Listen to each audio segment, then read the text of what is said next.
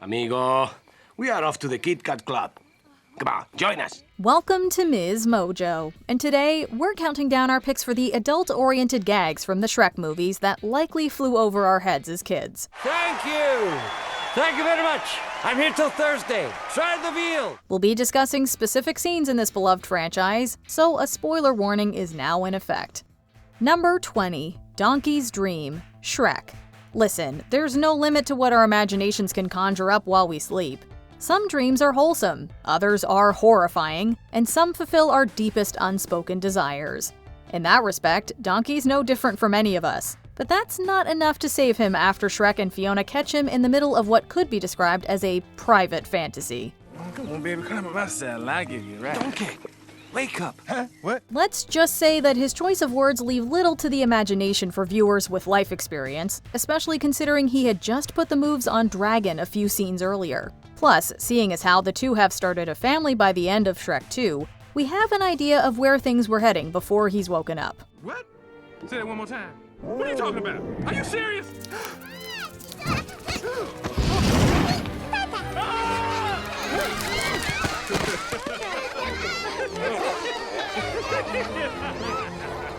Look at our little mutant babies! Number 19, Hooters, Shrek the Third. Once upon a time, someone decided that we were the losers. There are two sides to every story, and our side has not been told. So, who will join me? Who wants to come out on top? After the events of Shrek 2, Prince Charming is hell-bent on exacting revenge against the royal family, and thus recruits a group of villains to seize the kingdom. Unfortunately for Charming, some of his minions miss the point of pillaging far, far away, with their antics qualifying more as pranks than acts of insurrection. That's especially true of the dwarves who loot the local bootery and change the name out front to Hooters. Children with more cautious parents likely haven't experienced the restaurant chain that name is synonymous with, but a group of cheerful men nevertheless descend upon the joint. Honestly, the joke's on Charming. Even under false pretenses, taking refuge there has got to be better than being outside while an uprising takes place. We're all gonna die! Everyone in, now! Number 18, True Enough, Shrek 2.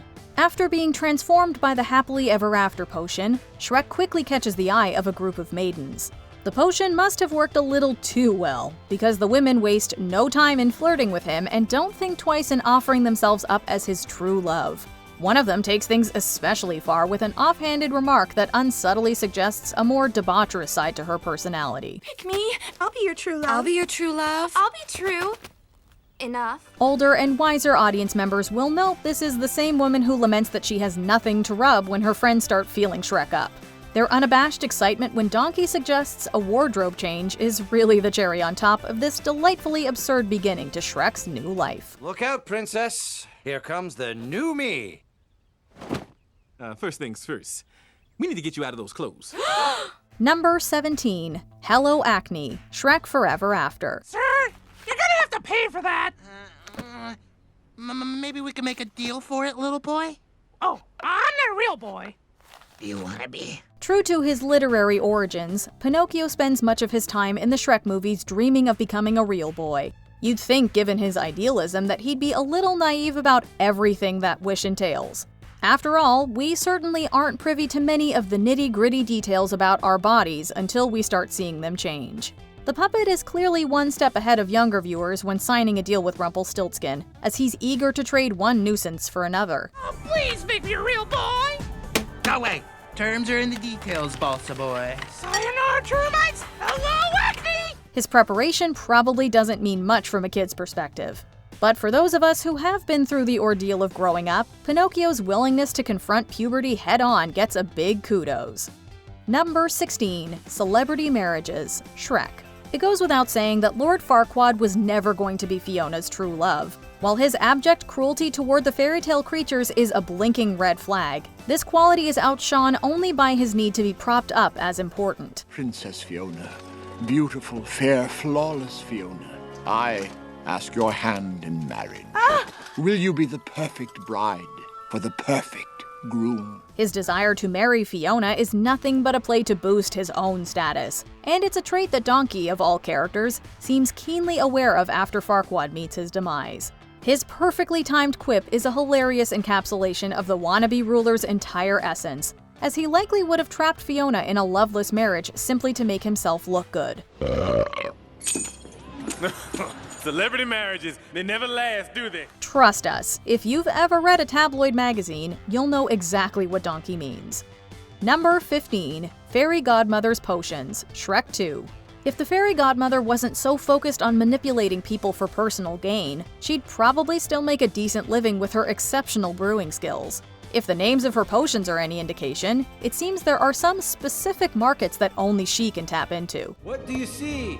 Toadstool softener? Oh yeah, you're right. I'm sure a nice BM is the perfect solution for marital problems. Alpha-Seltzer?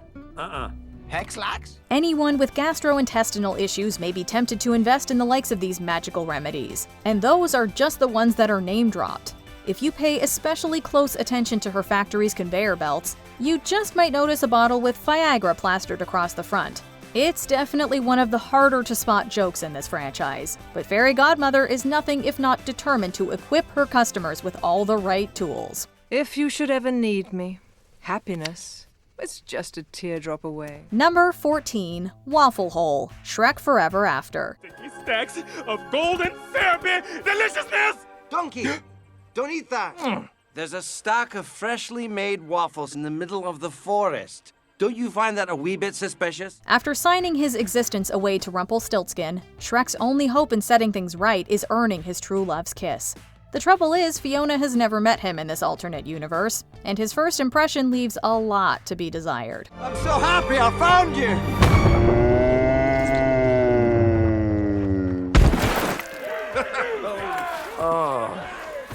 Maybe you missed orientation, but for future reference, personal space is very important to me. After Donkey falls into a trap by snacking on some waffles, Shrek follows his bestie into the heart of the Ogre Rebellion.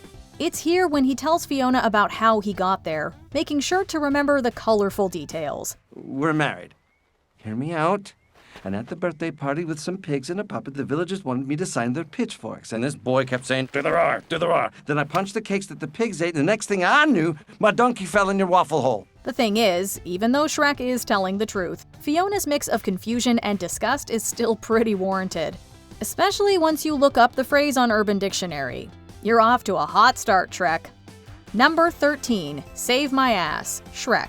Speaking of bad first impressions, Fiona's initial meeting with Shrek is not the fairy tale she always imagined. In fact, the two are on completely different wavelengths. This beeth our first meeting.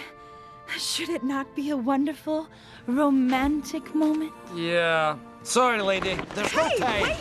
What are you doing? For Shrek, saving the princess is merely a job that will earn him back his swamp, but his lack of attention towards her leads to this humorous play on words.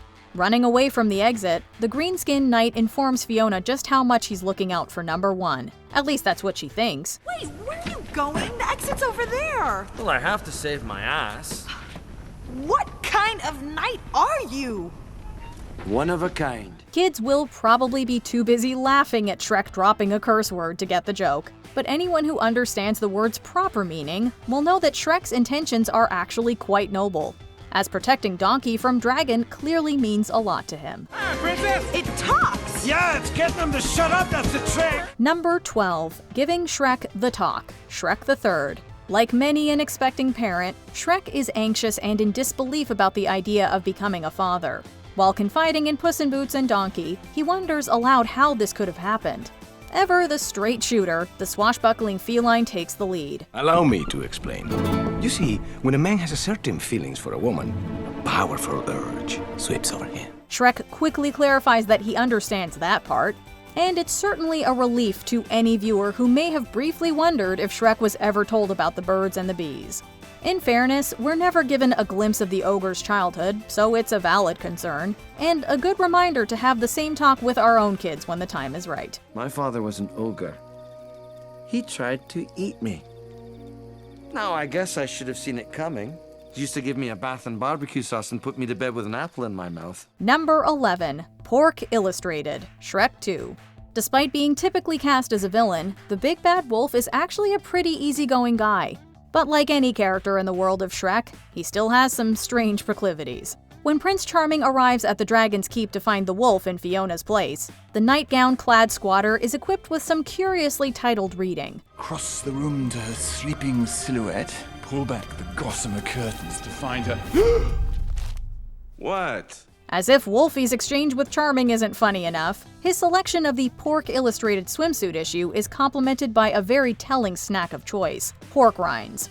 Today's young pups are probably unfamiliar with the time-honored tradition of getting one's kicks from a widely circulated magazine. As for their parents, hopefully their thoughts aren't as dark as the ones Wolfie is harboring for the 3 little pigs. Let's go eat. Hey, wait a minute. There's something more to this. Come on now, what's going on? Number 10. She's not easy. Shrek. Mirror, mirror on the wall, is this not the most perfect kingdom of them all? Well, technically you're not a king. The villainous Lord Farquaad, who starts Shrek on his fateful journey, is searching for a princess to marry to legitimize his rule. To that end, he inquires of the magic mirror to locate a suitable princess to be his bride. So, just sit back and relax, my lord, because it's time for you to meet today's eligible bachelorettes. And here they are. The mirror displays the eligible ladies in a manner similar to a dating game show host. When speaking about Snow White, the mirror remarks that while she lives with 7 men, namely the dwarfs, she isn't easy. Bachelorette number 2 is a cape-wearing girl from the land of fancy. Although she lives with 7 other men, she's not easy. When we were younger, the reference to Snow White being intimate with her roommates was lost on us, but the implications are both funny and unsettling now. Give it up for Snow White! Number 9. College Trip. Shrek the Third. You really should think about going on a diet. Yeah, you should think about getting yourself a pair of pants. I feel all exposed and nasty. In order to find a suitable replacement heir for the kingdom of Far, Far Away, Shrek, Donkey, and Puss in Boots travel to find Artie. During their journey, they encounter Merlin, whose eccentricities are as numerous as his less than successful spells. The madcap wizard sends the group back to Far, Far Away, with the side effect that Donkey and Puss switch bodies. Upon their arrival, Donkey remarks that he hasn't been on a trip like the one they just experienced since college. Man, I haven't been on a trip like that since college. Aside from the bizarre revelation that Donkey has a higher education, the reference to recreational drug use can be easy to miss, particularly since so many college students go on literal trips abroad. I've been abracadabraed into a fancy feasting second-rate sidekick. Number 8. Milkboarding. Shrek. The aforementioned Lord Farquaad doesn't take too kindly to fairy tale creatures living in his kingdom, and when he isn't driving them out of their homes, the guy is straight up savaging them. That's enough! He's ready to talk. Farquaad orders the torture of the gingerbread man by having his head dunked in milk, which kids, of course, won't realize has Iraq War-era brutal interrogation connotations. Run, run, run as fast as you can. You can't catch me. I'm the gingerbread man! You're a monster! Then there's the ripping off and crushing of Gingy's legs, before Farquaad threatens to tear off his gumdrop buttons. Tell me, or I'll... No, not the buttons! Not my gumdrop buttons! All right then, who's hiding them? The darkness of the scene can get a little lost, what with the ridiculous Muffin Man exchange, but it's really messed up when you think about it. Do you know the Muffin Man? The Muffin Man? The Muffin Man! Yes, I know the Muffin Man. Who lives on Drury Lane? Number 7. Frankincense and Myrrh. Shrek the Third. What in the Shister-shy kind of place is this? During the course of their search for Arthur, Shrek and company discover the future king at a boarding school that mixes modern high school tropes with medieval fantasy ones. While exploring the campus, the trio pass by a carriage in the rough shape of a VW bus, whose occupants stumble out covered in smoke.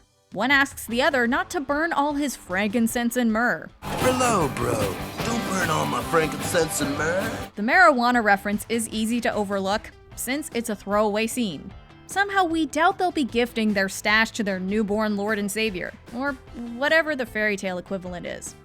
Number 6. Physical relationship. Shrek. Shrek and Donkey's first adventure together involves rescuing Princess Fiona from a castle guarded by a fearsome dragon. You're a girl dragon! Oh, sure! I mean, of course you're a girl dragon, 'cause you're just reeking of feminine beauty. However, as Donkey soon discovers, the dragon is female and quite infatuated with him. While the dragon's amorous intentions are about as subtle as Donkey is quiet, the sheer number of innuendos in their first meeting can be easy to miss when you're a kid. I don't want to rush into a physical relationship. I'm not emotionally ready for a commitment of this magnitude. Really is the word I'm looking for. Magnitude. Ah! Hey, that is unwanted physical contact. From Donkey claiming he's not ready for a physical relationship, to the dragon's off-screen touching of Donkey's body parts, this scene is a lot dirtier upon rewatch. I mean, we really should get to know each other first, you know, as friends, or maybe even as pen pals. Number 5. Paid. Shrek. This franchise's take on Robin Hood is unique, to say the least. Be still, mon chéri, for I am your savior, and I am rescuing you from this green beast. Why is he French? When Robin, or as he prefers Monsieur Hood, sees Shrek with Fiona, he attempts to rescue her from the apparent monster. Please let me introduce myself. Oh, merry man! He and his merry men then launch into a musical number that they've clearly rehearsed, explaining who he is. I rescue pretty damsels, man, I'm good! Monsieur Hood! Break it down. One of the verses mentions that Hood likes an honest fight and a saucy little maid, which is basically to say that he likes to get, and Hood interjects with the word paid. I like an honest fight and a saucy little maid. What he's basically saying is he likes to get paid. The natural completion of the verse would have been the word laid, but with the pace of the song, the joke can get lost in the rhythm. Number 4. Farquaad's name. Shrek.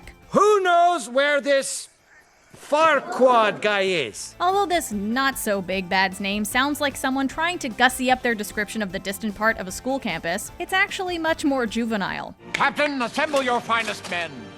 We're going to have a tournament. Try saying his name aloud, but without the letter R.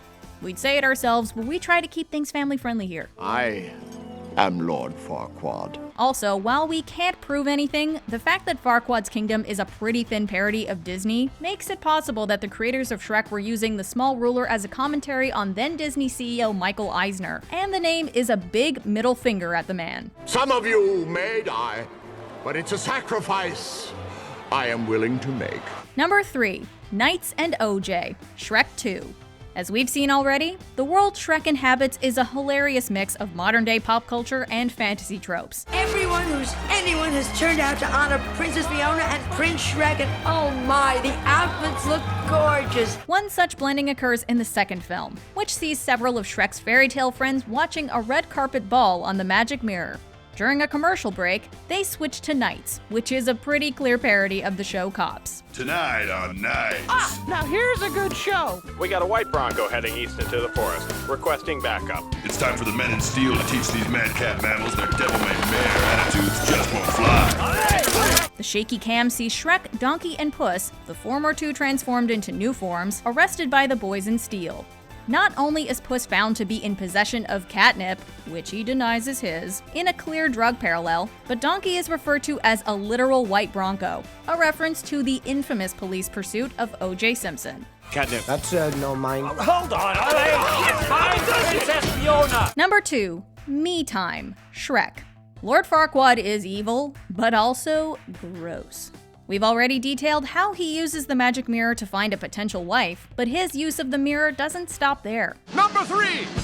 Lord Farquaad, you've chosen Princess Fiona. Later, Farquaad is seen in bed, requesting the mirror show him Fiona again. Again. Show me again. While kids, and the far more innocent-minded among us, probably took the moment for a demonstration of Farquaad pining after the idea of his future bride, the implication is actually that he might be intending to use the image to, enjoy himself. Mirror, mirror, show her to me. Show me the princess. The signs are all there, from the mood lighting to the mirror's look of disgust to Farquaad looking down at something under the covers that we can't see, and never want to. Perfect.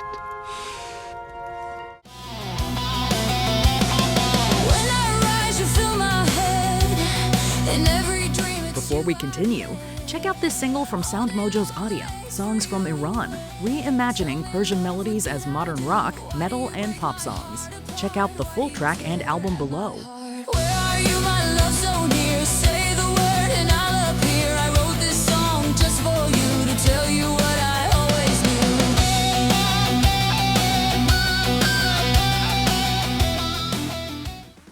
Number 1. Compensating. Shrek. The first hurdle in Shrek and Donkey's mission to get the fairy tale creatures out of his swamp is finding Duloc, Farquaad's castle. Upon arrival, Shrek asks if Donkey also thinks that the castle's large size indicates that Farquaad is compensating for something. So, that must be Lord Farquaad's castle. Uh-huh, that's the place. Do you think maybe he's compensating for something? As children, it's a funny joke, because haha, Farquaad is short. But as adults, the implication that the diminutive lord may be making up for a deficiency inside his trousers, rather than his height, is far more obvious. Then again, it's entirely possible that Farquaad is trying to do both. Who are we to say? What joke from Shrek made much more sense to you as an adult? Be sure to let us know down in the comments.